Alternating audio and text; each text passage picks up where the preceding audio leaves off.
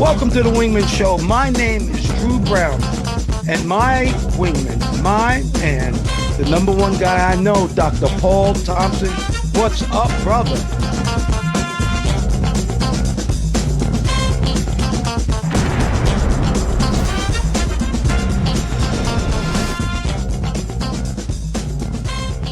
Welcome to the Wingman Show, where we're floating like butterflies and stinging like bees.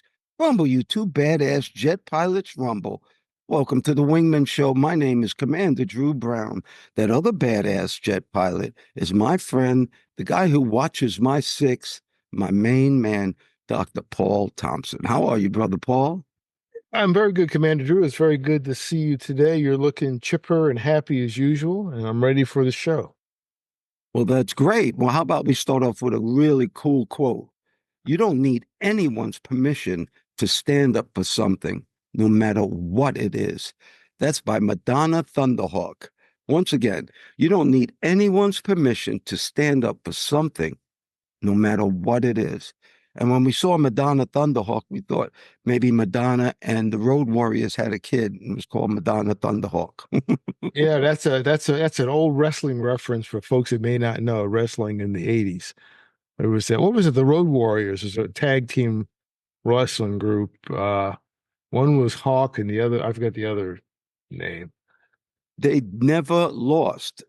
All right. Didn't they dress up? Didn't they have like stuff on their face like Yes. group kiss? Yes. Yeah. And I saw one of them in the airport. He was a lot smaller, a little bit older, but I really did like the Road Warriors. All right, Yeah. let's start up with some good news here, Paul. What if I told you that they're coming up with a vaccine for cancer? You know, they have vaccines for a lot of things, but what if we started getting a vaccine for cancer? They're just starting these trials, but maybe one day we'll have a vaccine and cancer will be long gone. What about that? That'd be great. It would be good if you could just prevent it in the first place. Because typically just a mutation of cell.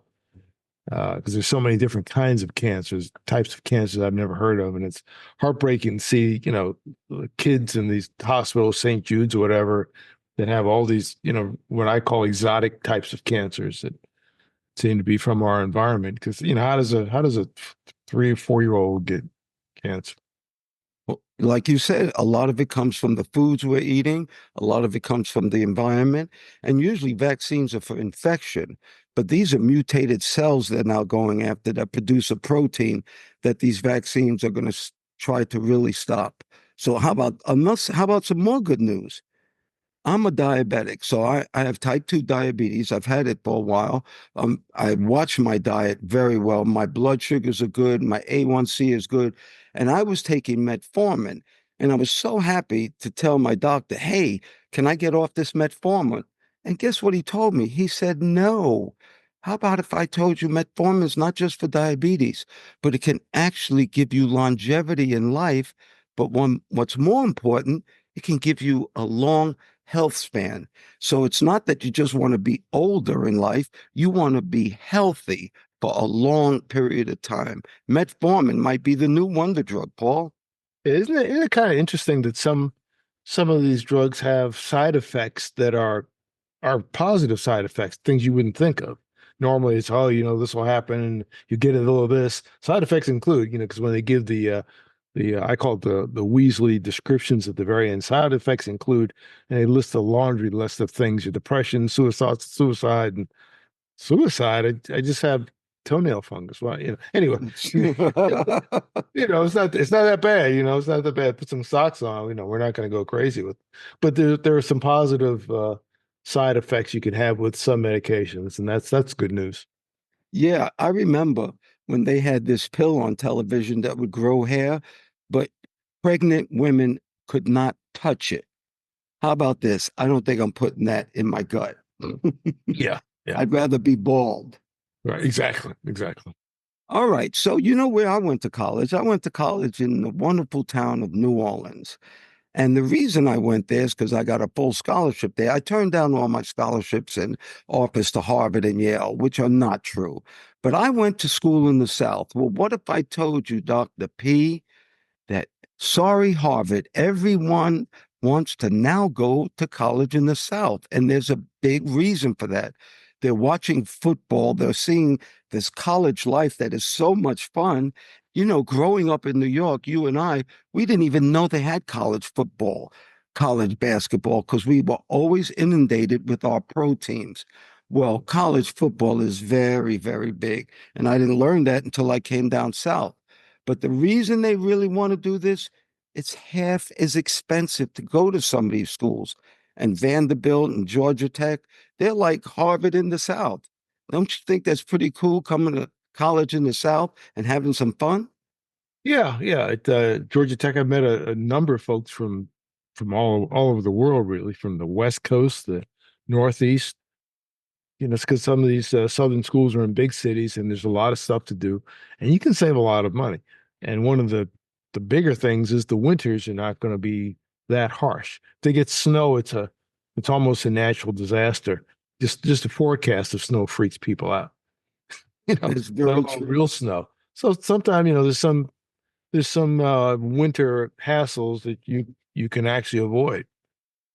Well, I think also this price thing is big. It's almost half of expensive to go to these colleges. And right now, I think in our society, it's more what you know and not where you came from. I think if you have a college degree and you have knowledge in the area that you need to have knowledge, you'll get hired. So I don't think it's such a big deal what college you come from anymore. What do you think? Yeah, I think that's true. Yeah, I mean some big time universities are given preference for certain positions, but if you got a quality school that's known, or even if it's not known, if it's a quality school, you know, you have a good chance of moving forward. It's skill, everything is skill dependent now. You got to have certain skills. Uh, they're really looking for skills, not so you can be the smartest person or the most impressive at the wine and cheese party. They want people who can do stuff. That's very true. And also down here in the South, you know, I didn't know about fraternities until I came down south and I joined a fraternity, Alpha Phi Omega, which actually wasn't the biggest fraternity in the world, but it was the one on my school at Southern on campus that had the best parties and the prettiest girls. So that's the one I joined. But people up north don't really know about fraternities. You can have a lot of fun. My kids went to Texas. And boy, was that a party school, but it was also a great school. Well, that's important too. So basically, you were like John Belushi in the movie Animal House. No, I did not have yoga Oh, great parties. movie. And my fraternities were a little bit different than the yoga parties. It was the same culture. What it was a bunch of people getting together that were part of something. We became a team. All right. How about this, Paul? You know, I told you I bought a Cybertruck and I love my Cybertruck. And they promised that it was going to be autonomous. But for months, it wasn't autonomous. And I was kind of getting worried about it. Well, the software package just came through.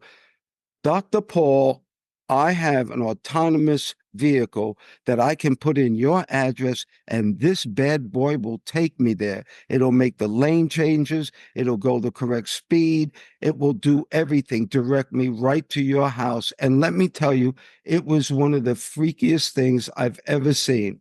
But something real important about this autonomy. After a while on the highway, I actually felt that I was the safest motor vehicle on that highway and that these other nuts were weaving and going in all these different directions. I felt that this autonomy actually had me in a safer car. What do you think? Well, you probably were you probably were safer, and the other people around you probably were more dangerous. I mean, I don't have a cyber or anything, but oftentimes I'm on the interstate and some people are driving very irresponsibly. I don't know if they're young or old, but they're doing like, you know, Blue Angel maneuvers, you know, going a few feet. And it's amazed that like they're making a movie, Fast and Furious Part 27 or something. So I think I think there's a lot of frustrated race car drivers out on the highway. yeah, I haven't seen an accident yet, but I've seen a lot of near misses and it's crazy. So you're right. I have a question on the Cybertruck there. Now, have you been pulled over by the police yet? No, I have not. The reason I asked, I remember buying a Porsche some time ago, and I got pulled over twice. at night by the police. And each time it was a different guy. And I said, what'd I do? He said nothing. I just wanted to see the car. It was just an unusual look. I got that a couple of times within like a month or so. I thought that was unusual because the Cybertruck looks a bit unusual. I saw one the other day, actually. Oh, it's crazy looking, but I will tell you this. When I first got my rolls, yes, I was pulled over right away, actually. Okay, okay. So, but let me tell you about the technology that's going on. This guy, Elon Musk, which I wish he would stay out of politics, but I do know why he's in politics because all this autonomy, it has to get certified by the government. That's all I'll say. But he's coming out with something called a robo taxi, which we're going to show you some pictures of too. And this robo taxi is supposed to cost under $30,000 and it will take the place of Uber, he thinks. And the reason is instead of you being an Uber driver, you can be a robo taxi owner and put your car out on the road to make you money with a $30,000 investment. So when you're not using a car, it will drive other people around. How about that? And it costs a lot. It's a lot cheaper than having public transportation. Wow, I think it's public transportation. That would be pretty impressive. I guess Yes, and not only they're going to do robo taxis, we'll show you the picture of this of a robo van.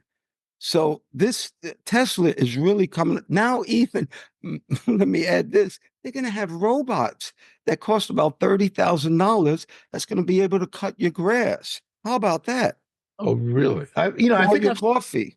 I've seen somebody with the it was like a bush hog or something, and the guy was controlling him. This is a couple years ago, but yeah, everything is becoming that way. I wonder if you can get well, I guess you're gonna have a robo bus, a robo Greyhound bus. Yes, that's the robo van. It's going to carry people. It says you can get in your robo van, go to sleep, and wake up at work, or and do the opposite when going home. It'll be safer. Then But people, have you noticed this? This is amazing. Young men are not trying to drive that much anymore. It was the biggest thing in my life to finally get my license and have this freedom. But with the Uber, all you got to do is have a cell phone, call somebody up, and for a couple of bucks, you're going somewhere. yeah, I guess you don't have to pay attention. You just have to pay. I'm sure there's going to be cost to it. Well, I think I might buy a little bit more Tesla stock. Now, All right. can you steal these things? Can I steal your Cybertruck? Great question. So, Katrina was driving the Cybertruck, and on my app, it has location. It was, I'm talking foot by foot. I knew exactly where she was. You could not steal my Cybertruck because I can tell the cops to go have a donut and a cup of coffee and pick you up in a couple minutes, and I'll tell them exactly where that car will be. It is amazing. The technology is amazing. Paul, I was down visiting my son, the doctor, Dr. Drew Brown, the spine surgeon, with my grandchildren, and they were all not feeling very well. Matter of fact, they all had kind of colds. But Katrina and I went there. When I got back, Katrina got sick, and I guess she got sick from the kids. But I got just a couple of sniffles and everything, and it was over maybe in a day. And I think my immune system is better. You know, we are sponsored by Magic Mind, and they say that Magic Mind will actually help your immune system. And I think that's what happened. What do you think about your immune system, Paul? Yeah, I had a similar occurrence not too long ago. Remember that OBAP conference I went to, and it was fantastic. It was great. Then I went to Florida for a couple of days. That was great. Came back home. First day, fine. Second day, I came down with like major COVID, and I was in a bad way for about 45 minutes. That's right. About 45. It felt like a year. It was about 45 minutes bad. And then over the next couple of days, I got better. And on the third day, it never happened. It wasn't long COVID. It was like 45-minute COVID. And I'm pretty sure the Magic Mind had something to do with it. I did I recover. think so. And, you know, with your COVID, I remember you telling me you had COVID, and in 2 or 3 days, you were back. I mean, you Yeah. were really back. It was incredible. Yeah. anybody out there who would like to get Magic Mind like Dr. Paul and I take, all you have to do is go to the website magicmind.co. That's magicmind.co. I think when you get a subscription, they'll give you 40% off. If you're not interested in a subscription right away, just put in the code Wingman20. That's Wingman20, and they'll give you 20% off. All right, everybody. Thank you so much. All of our followers on Instagram, all of our followers on YouTube, Apple Podcasts, TikTok. Thank you so much for your support. Thank you so much for your subscriptions. It's really helping Dr. Paul and I out and this show. We want to bring good news to the people. But if you look behind us, we got some badass jets, except now they're refueling. And Dr. Paul and I, both Navy jet pilots, we both were tankers also, because he flew the A7, I flew the A6, and they could transform our jets into tankers, meaning we could give gas up in the sky. What do you think about in-flight refueling, Paul? Yeah, that could be very exciting. Both of us have pictures of where they used to do it in the Navy and maybe some others countries. That's called the hose and drogue system. There's a big hose that connects the airplane giving to the airplane receiving. And that big basket, they call the basket, the drogue, is what you stick your probe into. And sometimes getting the probe in there is kind of complicated. The Air Force uses a boom system. There's a big solid boom that sticks out into an operator that sticks it into the receiving airplane. That's right. The Navy, you don't have that. We have to stick it in. So the pilot has to do a lot of maneuvering. Usually it's okay, but sometimes that basket can move around and you're basically kind of going at a moving target, which can be kind of exciting, particularly at night in bad weather when you really need it. That's right. That's another point. You really need gas if you're getting gas, and that means you have to plug in. But I got to tell you something funny, Paul. With me, we would form up, get right next to the basket, and I'd be inches within plugging it in. But instinctively, I'd want to push it in with my right hand, Yeah. except my right hand was on the stick. You have to push it in with your left hand with power. You want to go straight. But every time I pushed my stick down, the nose would go down and I would miss the basket. So I had to take away that instinct. That was so funny. Everybody does that. You just have to learn not you basically drive it in, look at it and drive it in like Star Wars, trust the force, Luke, just go for it and it works. Yes, it does. Well, we have a website also called wingmanshow.com. You can get all of our shows on wingmanshow.com. And we have a newsletter. And matter of fact, this week's newsletter is going to be great. It's the pros and cons of owning an electric vehicle, or an EV, as they say. So you should get that newsletter. It's going to be great. But also on that website, what we have is something called the frequent flow line. And I'm down here in New Orleans right now, and we got a letter from somebody. And that frequent flow line is, anybody out there wants to ask us a question, just go ahead and write that question in and we'll try to get to it. So our frequent flow line letter this week is a 71-year-old man from New Orleans asks, didn't you have a nightclub here in New Orleans called Bundini's? Because it was the best club in the city. Also, what made you join the Navy then and become a jet pilot? And did Dr. Paul ever go to Bundini's? I'll throw the first one to you. Dr. Paul, did you ever go to my nightclub called Bundini's?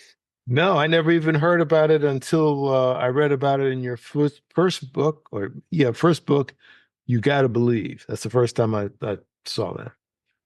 Well, I'll just tell you a little quick story about it. I was 25, 26 years old, and there was this beautiful restaurant in New Orleans called the Old Spaghetti Factory. It was like an $11 million restaurant, gorgeous. But in New Orleans, they have a 24/7 liquor law.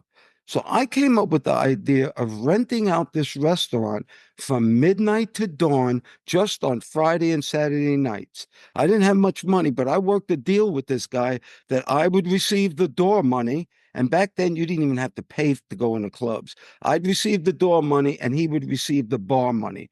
Well, it became the #1 club in New Orleans. And I remember I charged $5 a head and people were like, whoa, that's expensive. But They came in droves. And I really think the marketing was that people love something they can't get into all the time. Well, God bless it. I called it Bundini's because of my dad's nickname, Bundini, who once again trained Muhammad Ali. And it was something when Ali came to my club. I'll tell you what, it was all over town. Well, that's well, you're getting a guest, like the most famous man in the world, which is true. Not the most interesting man, well, both actually. That's Who's correct. the world's most famous guy. Now, was there like a special dress code, or can you come as you are? No, no, everybody dressed. Well, the people who worked there, that's another thing. We wore tuxedos. We wore tuxedos, and every woman that came in got a rose. So I believe in the marketing thing. Give people a little bit extra and they will take care of you. But the second point was, why did I become a jet pilot? It's very simple. I wanted to be an airline pilot, and I came up with this idea because I needed a job. Because I had a college education, I could be a doctor, lawyer, architect, whatever I wanted to be. I could be a truck driver, but I wanted to be an airline pilot because I thought they had a cool lifestyle. And that's the reason I became a jet pilot. I went to the Air Force first. They loved me, but they told me my class would be in 16 weeks. And I told them I need a job now. I'll never forget a guy in there said, go down in the Navy. I was like, I don't want to go on boats. He said, go to the Navy. They have planes. Anyway, I went down in the Navy, and the Navy had so little black pilots that were qualified. I was in the Navy in 11 days. They were so happy to see a qualified black man come in there that they had me in the Navy in 11 days, Paul. Wow, that's record time. I initially kind of was I started out in the Air Force, and long story short, they were uh, getting rid of people actually, and at the same time, the Navy had a shortage. So I saw a Navy recruiter in my school. Nobody was talking to him. The military is not popular then. Very different than now. It was not popular. He was by himself. Later on, finally, he was like the number one aviation recruiter they had. Remember his name was Farley, and told him what I did. I already had a license. We took tests. They were happy, and the rest was history. So my path was not a straight line, kind of not a jagged line, but a curved line. Well, the thing is, anybody who can hear my voice, let me tell you something. Your life can change on a dime. I never thought about the military growing up. I never thought about flying growing up. And you see, when you get an education, now the opportunities are endless. And that was the point. At 26 years old, I had this college degree. So the opportunities for employment were everywhere. Thank God my dad and mom made me go to college. I never had a choice. Well, I did. Daddy gave me two choices. One was college, the other was death. I picked college and had the best years of my life there. All right, everybody. We have a Wingman PSA.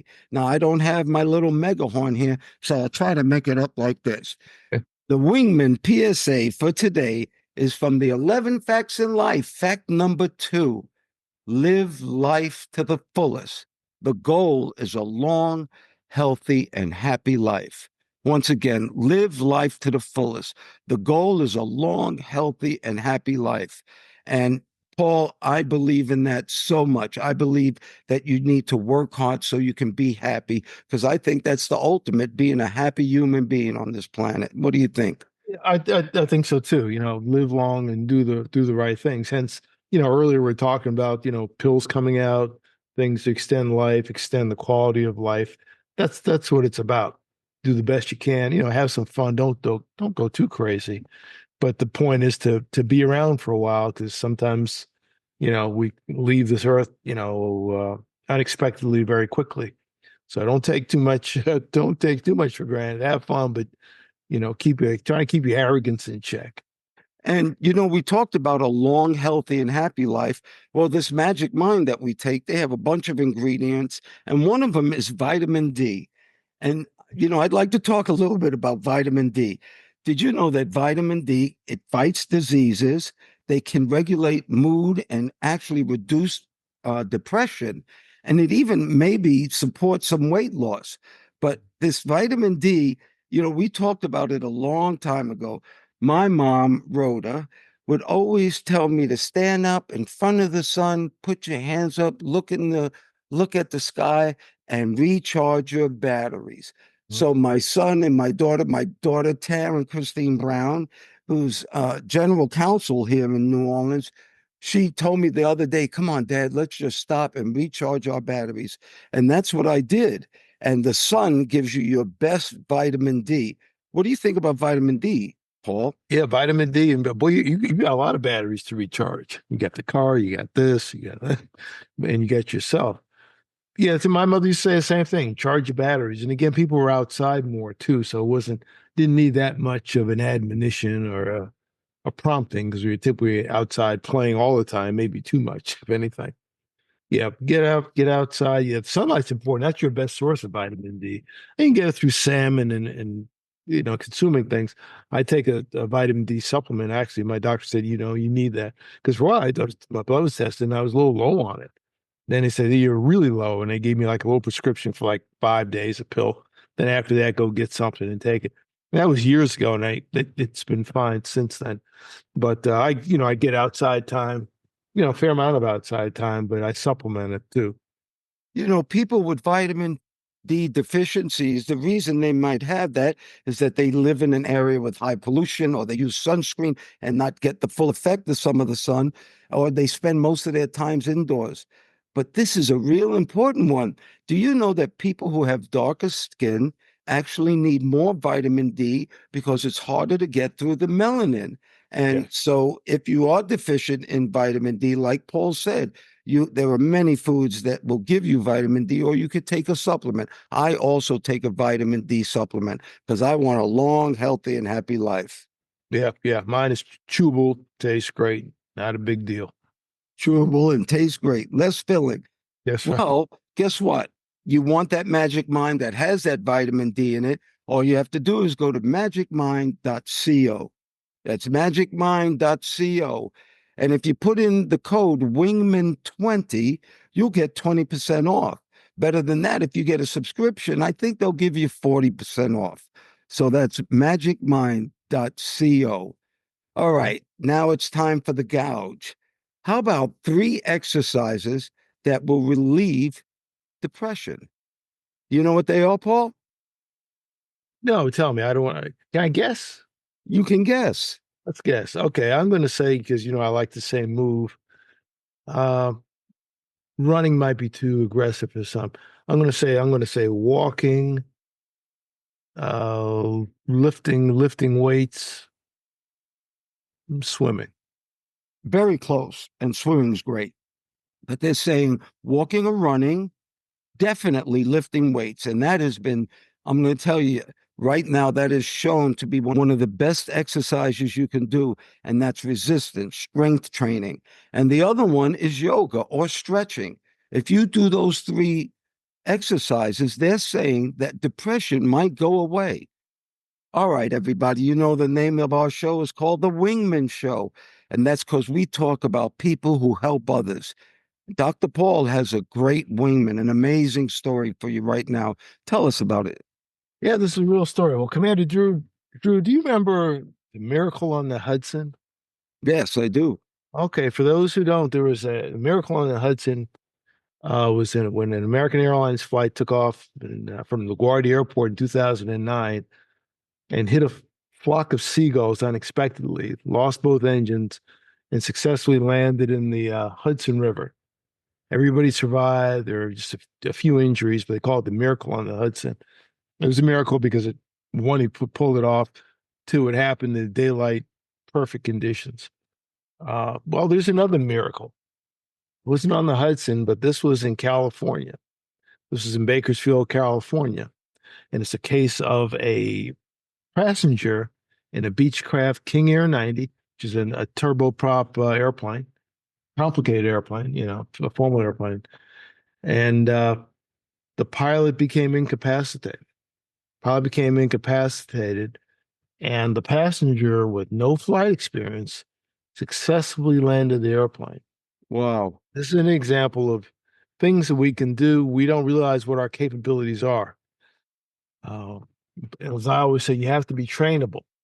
The reason that she was able to pull it off was because she listened to the controller. She was on the radio, told her positions, and folks at whatever control tower, air traffic control, marshaled a team of experts to get on the, not on the frequency necessarily with her, but to tell the controller exactly what she needed to do to get the airplane in. And there's a little bit of an audio on it, but you can see they're bringing her in. She lands in Bakersfield, California, and stops the airplane, and it looks like it's not damaged at all.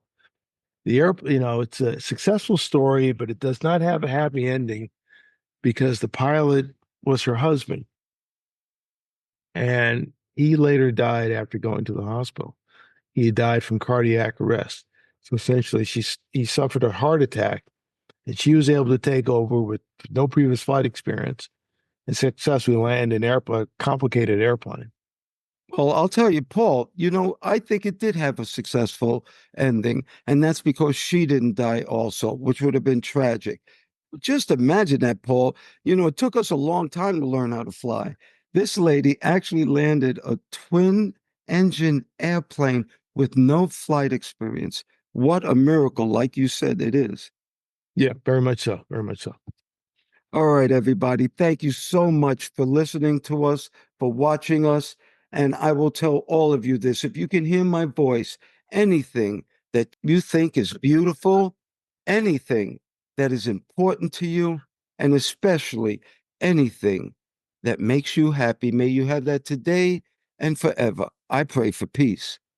I pray for peace, Commander Drew. It's good talking with you today. We appreciate all those who listen, like, and share the message. Please send this out to someone else. If you're watching this on YouTube, consider giving us a like. It helps with the algorithm. Subscribe so you get a notification when we put out a new episode. So thank you very much. Take care of yourselves. Thank you once again, Dr. Paul Thompson, my friend. Thank you for your love, your time, and that's something that we won't ever get back. I want to thank all the listeners, too. Thank you so much for doing the show, Dr. Paul. We're jamming. Well, thank you, Mr. Drew, for inviting me on. Always good to talk to you. And ladies and gentlemen, please remember to like, share, and subscribe to this podcast or any of the podcasts. If you're looking at YouTube, they say smash the like button. Don't smash it. Just press it gently and use as a link to all your friends. You can also look at us on our website, wingmenshow.com, WINGMEN show, SHOW.com, altogether, wingmenshow.com. And we hope to see you in the future. Thanks again, Mr. Drew. Oh, you're welcome. And we're still floating like butterflies and stinging like bees. Rumble, you badass jet pilots, rumble. May there be peace on earth, and goodwill towards all men and women.